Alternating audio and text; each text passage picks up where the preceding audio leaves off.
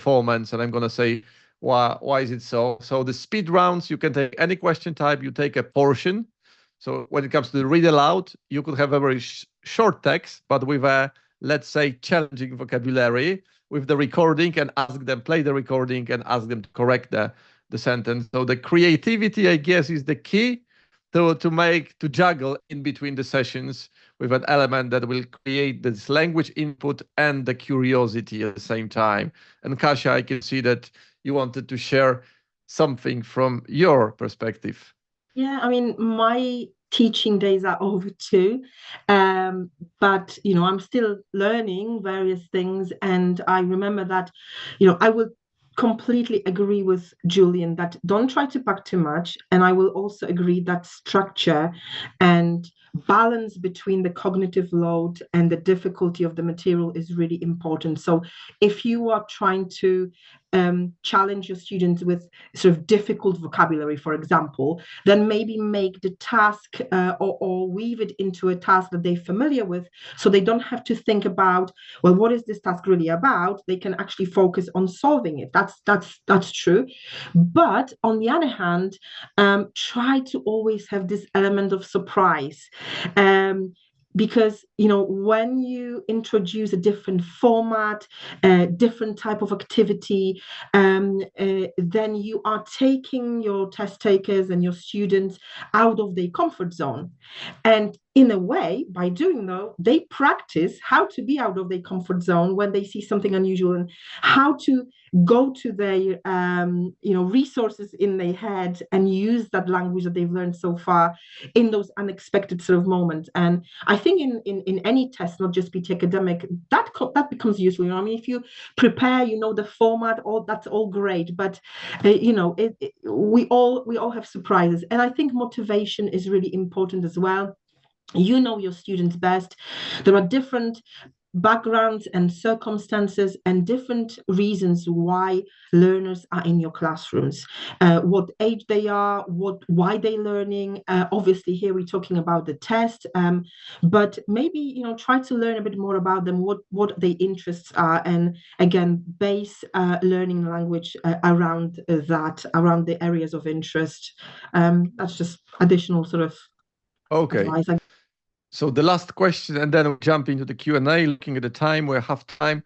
And that was the question that I think, a short one, but is copy and paste allowed? Okay. So this there is a button, so I can copy and paste something, and will it help me, or should I avoid it? I was thinking about this one before. Whether it's talking about using copy-paste buttons or just looking at something in the passage and manually copying it out and then putting the content in there rather than generating your own content. There's a few item types, like with the essay and the summarized written text, there might be the temptation to kind of lift an entire sentence right from the passage and then put that into the answer. And we wouldn't recommend doing that, because the task is actually asking you to summarize. So you can use individual words. Obviously, there's going to be key words there that you don't need to avoid using words that are in the passage. But if you take an entire sentence word for word and say, okay, this is my summary, this isn't really a summary. This is only one of the ideas from the passage. When we're creating this item type, we make sure that there isn't like an introductory sentence that clearly says, like, in this passage, and I'm now about to discuss this topic. There's no summary provided in a single sentence form within the item. It's up to the reader to see what's the underlying, usually an argument or something that the author of the piece is trying to put across that's implicit, and it's the reader's job to read the whole thing and then think of what, in their own words, what sentence would actually capture that underlying idea. So we're careful to not provide the answer within the item that you can kind of fish out and then put in as your answer. Okay, so I would say, don't go for it, and better move into the paraphrasing rather than just copying. And paraphrasing is a skill that probably won't be mastered over 2-day intensive weekend, because you need a decent amount of practice and the knowledge of vocabulary and the structure. So if you're running exam preparation course, just include. I remember I had one teacher who was really hard on us when it comes to paraphrasing, the sentence with the idioms, collocations, synonyms, antonyms, and we were made work hard on it, but the benefit by the end was tremendous. So we were given this flexibility of saying the same thing in a different format, but conveying the message of summarizing the point. It was for me one of the winners when it comes to this exam preparation long time ago. Okay, thanks for those questions. So now let's open the Q&A. So I'd like to address some questions. And can I choose one, Bartek? Oh yes, Julian. There's I one remember the last time you said like, this is interesting and I need to choose one. And this is what I like about this flow, that we can modify and we can be elastic. Julian, off you go. I'd like to choose one just because it's I think it's one of the most interesting ones, and I'm not going to answer it. I think Kasia is going to answer it. There was a question about seed questions. Which I thought was super interesting. And Kasia, you've volunteered to ask, I suppose, what are seed questions for a start? So you raise your hand, but you want me to answer it? Okay. Yeah, Julian played like a naughty student. I want to select, but I'm not gonna answer. I'm gonna point out to the person who's gonna answer. No, we can answer together. We can answer that. This is good. Let's try by defining what a seed item is. A seed item is an item which has been written and has gone through all of the, or majority of the quality assurance, that's Neil's domain, quality assurance processes. So it has been approved in terms of its format, its content, the way it's presented on screen. But it can be used for scoring because it doesn't have difficulty assigned to it yet. So we need to train the machines, the AI or the computer, whatever term you want to use. We need to train the machine on how to score it, and we need to know the item difficulty. So it's quite a complex process, and going to this back to this question. Seed questions are questions which might be seeded, planted within the test. You might see them, you might not. You will not know whether they are seed or not. So there's a very small proportion, if there is one, there's a small proportion of those items within the test. And that allows a PTE to collect authentic responses that are coming from a representative sample of test takers who take PT Academic from all over the world, different, from test takers from different levels of proficiency, different accents. And we collect those responses on those new items to then use them to train the machines.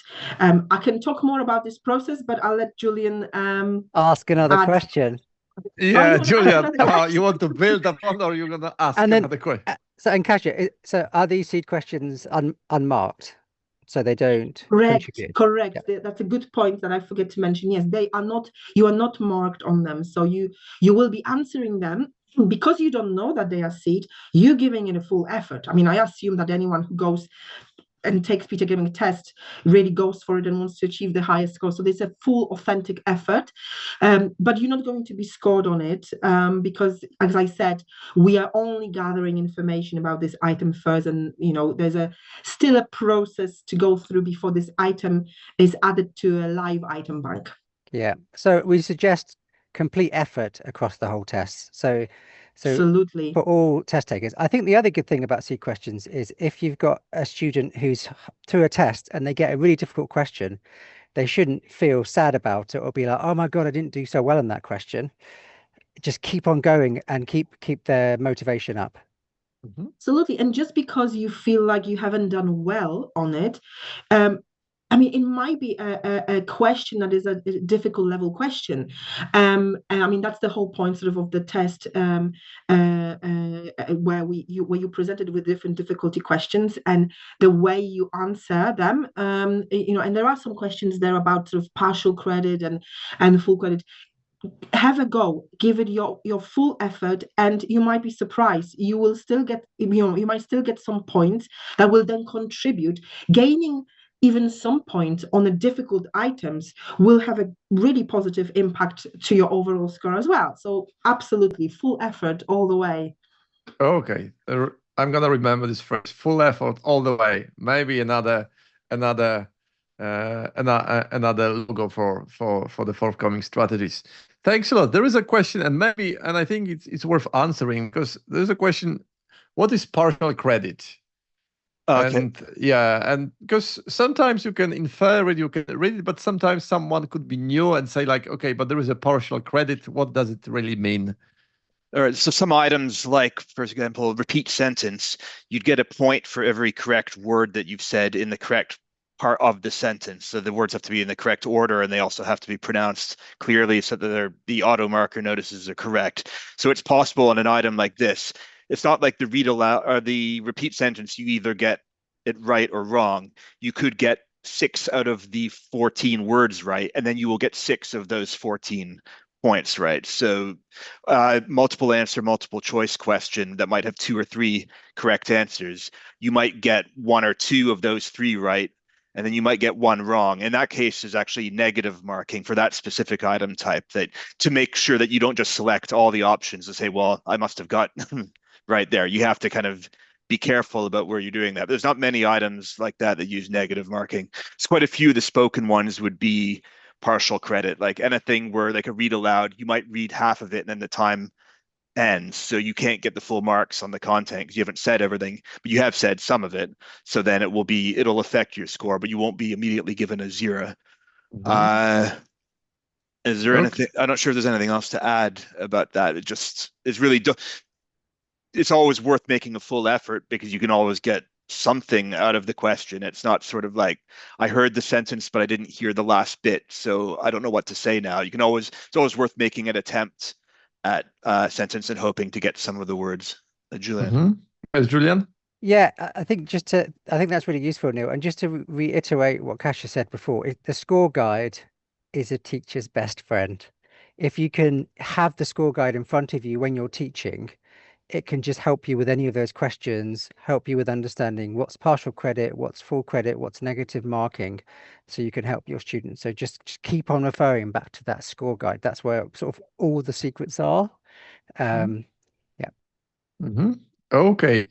So there was a question from Zahid, and there's like the first one, there are 2 actually, but one is like, most students are unaware about the PT courses offered and differences between each of them. But I guess this is about the local market, the different companies offering different PT courses. So basically it's up to them, up to the student's role to check the quality, to check the history, and basically to choose the best. But the other one, I think, relates to us, like for a new teacher who has just stepped into PT teaching, are there any resources that are available so that I can put them into practice and start using them? And there is a plenty. Julian, you're nodding your head. Any suggestions? Any first choices? Yeah. So for new teachers, we would suggest new teachers create a MyPT account, MyPTE, and within that we have a preparation platform called Smart Prep, where teachers, like students, can find out about all the different question types. They can watch videos, they can do video courses, they can do something called guided practice tests, where you can get an understanding of whether your answers are correct or incorrect. So there's a variety of resources that are free that teachers can use. I know we also have the teacher courses, don't we, Bartek, that for a new teacher. So we have a whole web page on the PT website dedicated to teachers, which has 6 PT courses for teachers that are free. So for new teachers, we recommend that. And we also have other resources. So for example, we have the official guide for PTE academic. And we also have Expert PTE, which is a course book. So there's a variety of resources teachers can use, especially if they're new. Okay. Yes, Kasia? I was just going to add that, yeah, there's a lot of resources and there are scored practice tests, but actually what I would recommend to a person who's absolutely new, register for a test and go through the whole experience of going to the test center, feeling that atmosphere, putting yourself in your learners and test takers' shoes, take the exam in full, and then by understanding the experience, you will be better a place to sort of help your students. You'll understand what they get nervous about. You'll better understand the challenges that they might have in different parts of the test, and that they sort of experience when going through that. So I would definitely say exam exposure, yeah. and then access to Julian mentioned. Setting up the account, the official guide, the question bank, the lesson plans, and attending the webinar. It sounds like a package, but you need to start with something. Okay, so divide it into steps and move it. Okay, there were two questions. I'm gonna address two of them at the same time because they were referring to repeat sentence. So many students struggle to capture full sentences in repeat sentence task. Would it be good to advise to suggest they aim to retain at least 50-70% of the content and focus on delivering it fluently? What would you say? I don't know specifically about numbers like 50% or 70%, but like what I said about partial credit, yeah, it would be good for lower level students to try focus on getting what they did here rather than kind of immediately giving up because they missed chunks of it. But I'm not sure as far as a classroom, what you'd want to focus on. Maybe Julian or Kasia could answer that better. I agree with you, Neil. I don't think it's a bad suggestion. So if you've got low level students that could maybe aim to get 50% of the words, if they're struggling, their content score will be lower. But if they can try and say it in a fluent and effective way with clear pronunciation, they could maybe achieve the score they need. If they're aiming for higher scores, we have lots of students who are aiming for 79 plus. They would really need to say all the words. So I don't think it's a bad suggestion that I think the other problem with repeat sentences is that sometimes we find that students get flustered and they're trying to remember the words, and that impacts their fluency and pronunciation negatively. So if they're trying to remember something and they're saying the lecture starts at the lecture has been moved to the Great Hall, then their fluency is going to struggle. Mm-hmm. And okay. There's also no need to try and fill up the entire 15 seconds of microphone time. So if they keep saying, the students wouldn't get an advantage by saying the same sentence like 3 or 4 times really fast, or adding extra words like, that is my answer, thank you very much, hoping, well, that's increasing their fluency because they're still talking. Because the auto marker is just looking at, is it detecting the words that are in the sentence itself, that's what's being scored, and everything else is irrelevant. And this is, I guess, a nice connection with what Julian said, like a score guide is teacher's best friend. So you check the scoring criteria and you'll see that the leading or trailing material is ignored. So adding anything extra at the beginning or an end doesn't basically help. And I guess what Kasia said, do your best.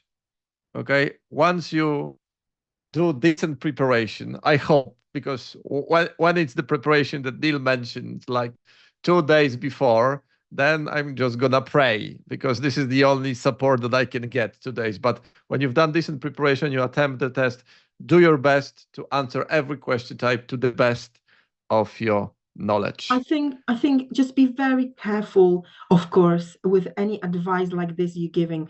Obviously, we're trying to help the test takers to perform the best they can, but you can't program this. If you try to program that, you are setting them up for sort of failure in terms of that balance I was talking about earlier.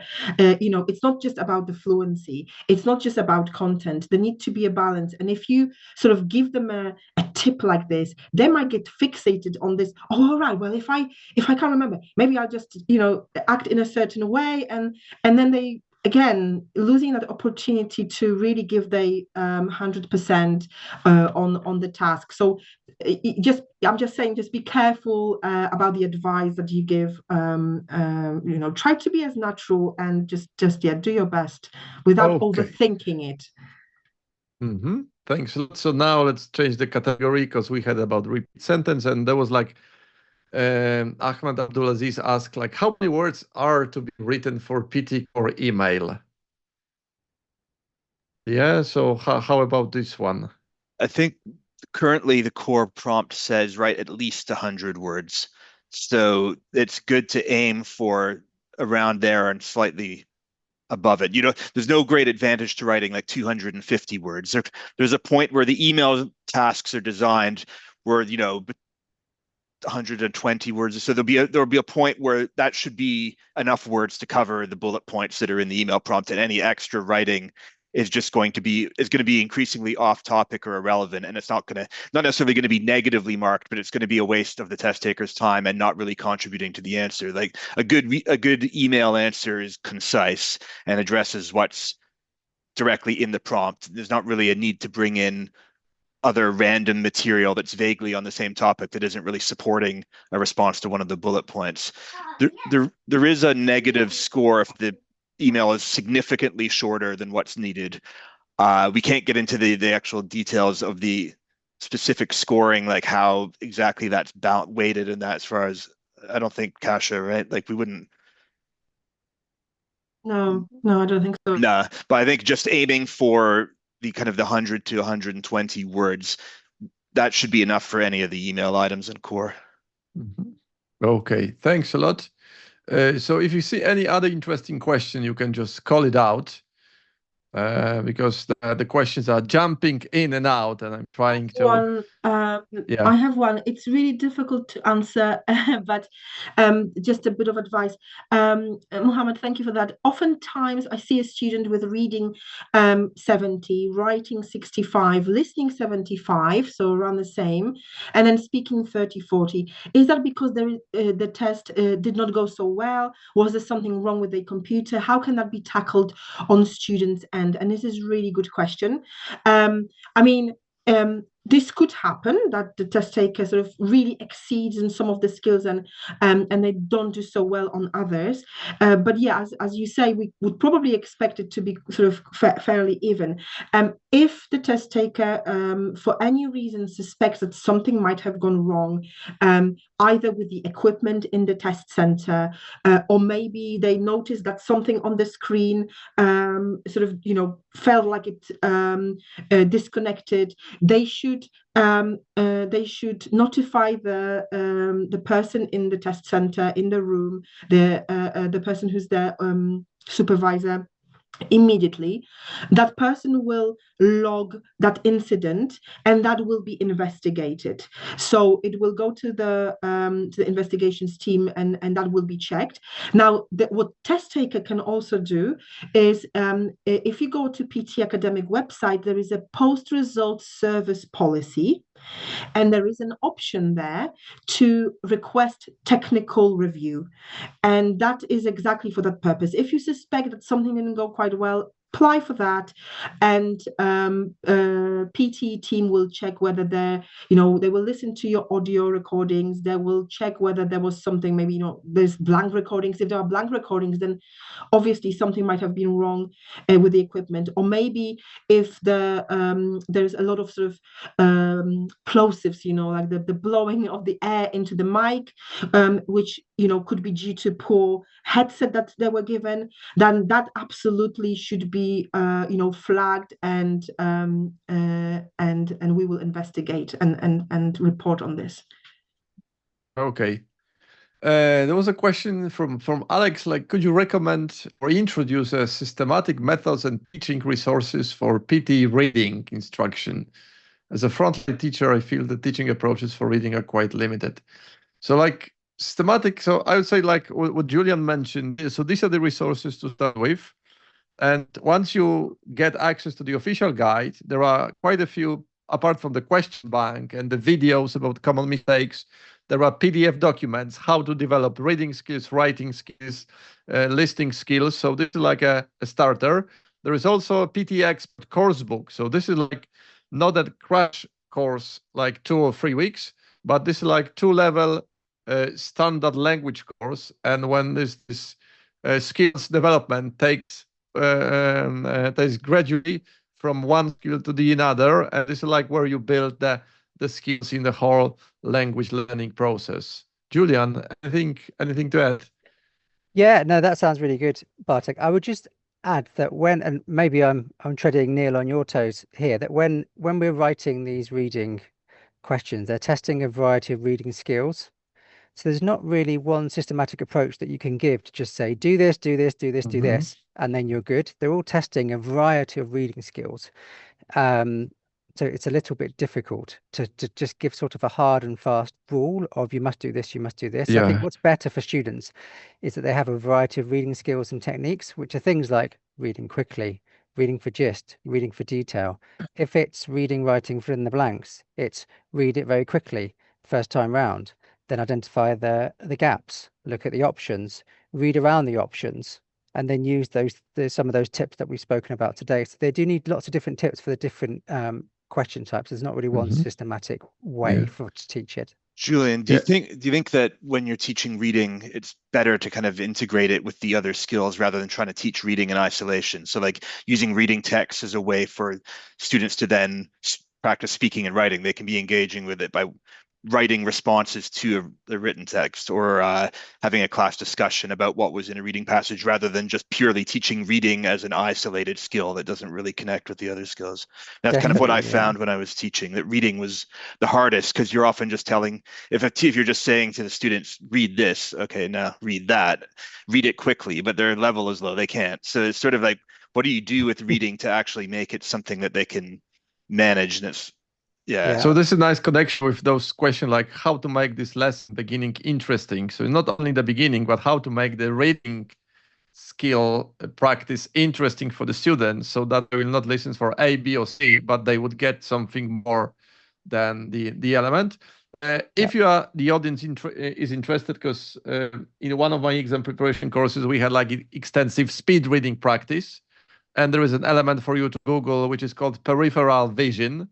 It's like reading in group of words rather than single words. And you can find online some strategies that you can potentially put into the language learning practice. It's one of the skills that would gradually help them to read more effectively, because you need to be an efficient reader if you are dealing with a text, and especially when the time is limited and you manage your own time, okay? Because the whole reading section, there's like one timer, so you decide how much time you're going to spend per reading question type. Yes, Julian?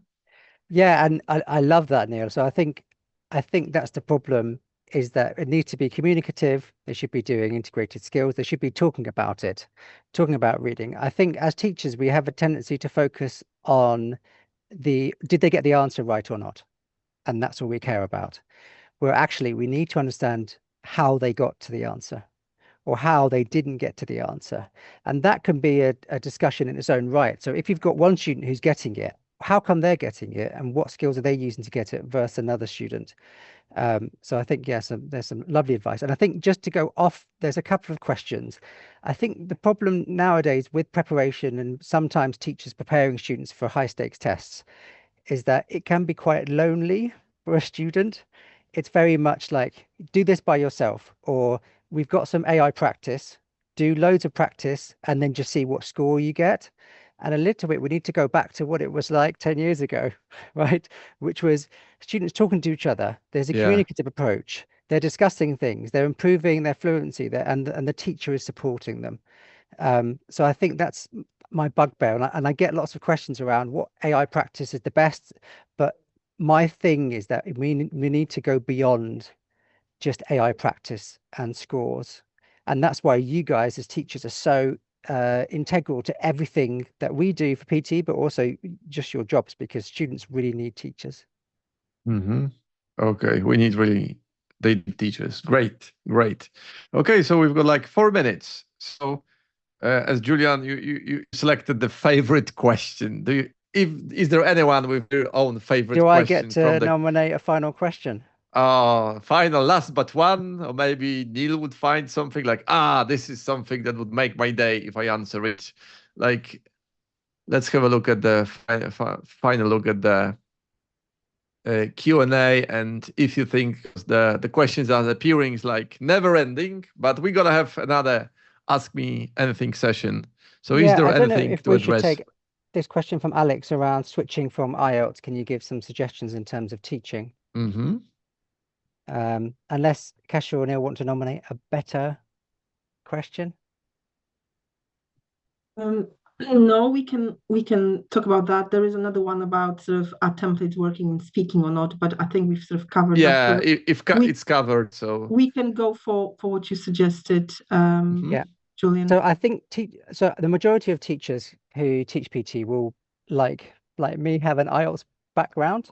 There are lots of similarities between the tests, so they can actually use them to support their students. So they're all, for speaking, there's loads. So pronunciation, fluency, things like that. They've got all these skills to teach your students.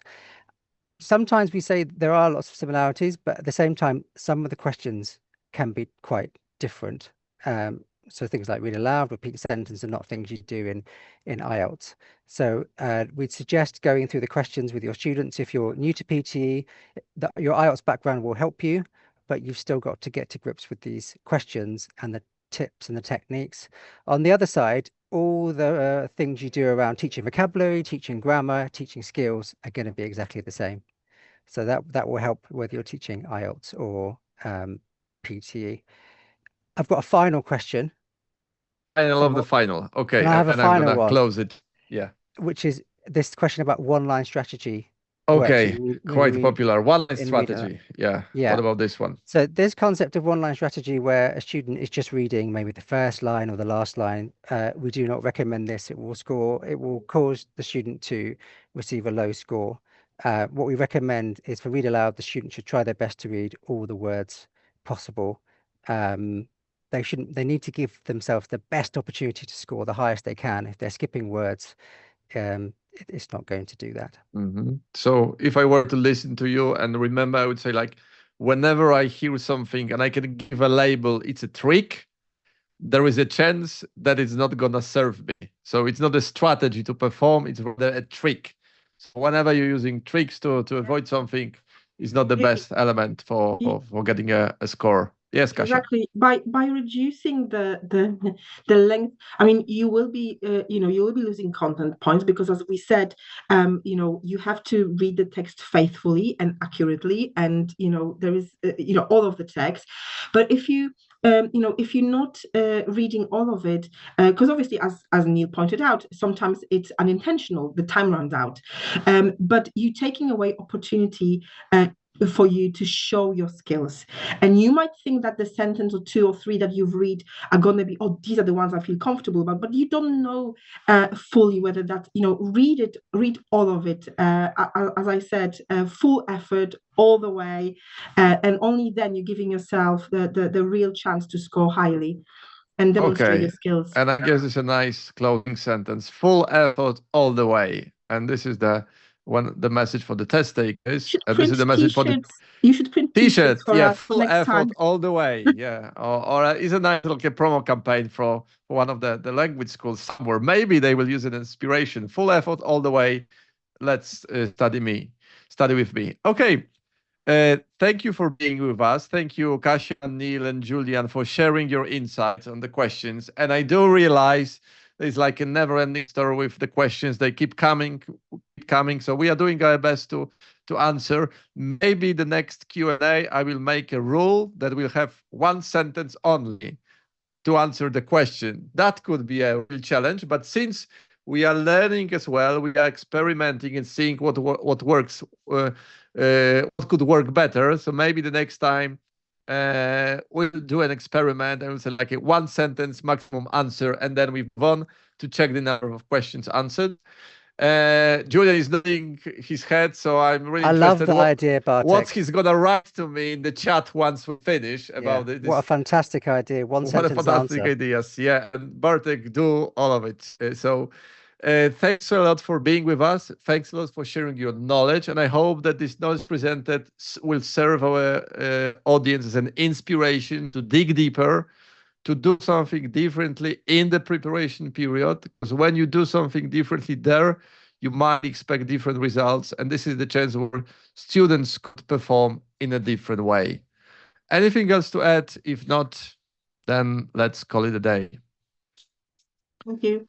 Thanks a lot. Enjoy the rest of your day and have a good one. Bye-bye. Bye. Bye.